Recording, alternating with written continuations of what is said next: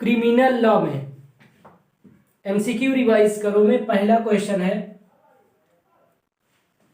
Appeal संबंधी विधि का प्रावधान दंड प्रक्रिया संहिता के किस अध्याय में किया गया है?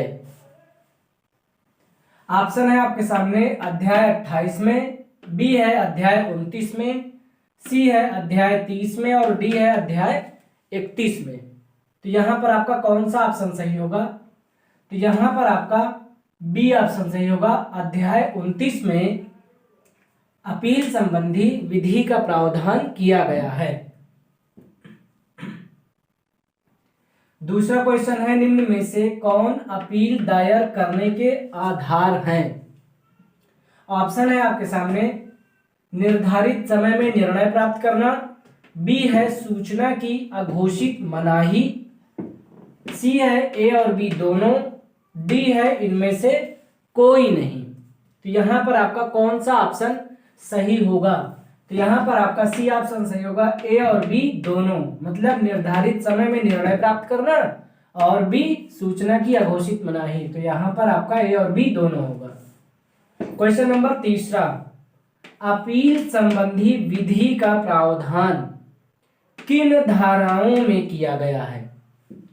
ऑप्शन है आपके सामने धारा 372 से 386 तक में, बी है धारा 372 से 394 तक में, सी है धारा 472 से 480 तक में और डी है धारा 472 से 494 तक में। तो यहां पर आपका कौन सा ऑप्शन सही होगा?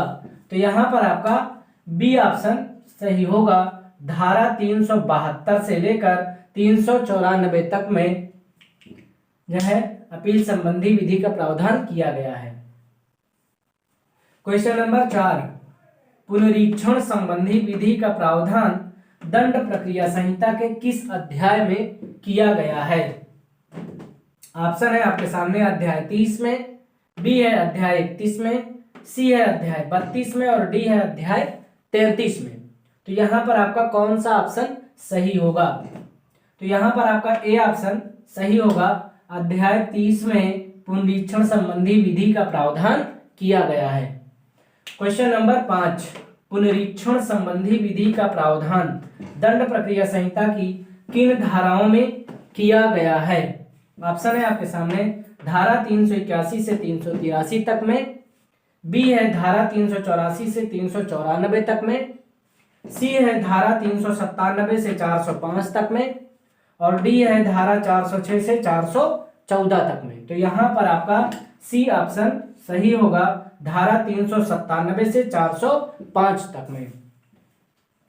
क्वेश्चन है कि अपील का अधिकार निम्नलिखित में से कैसा अधिकार है?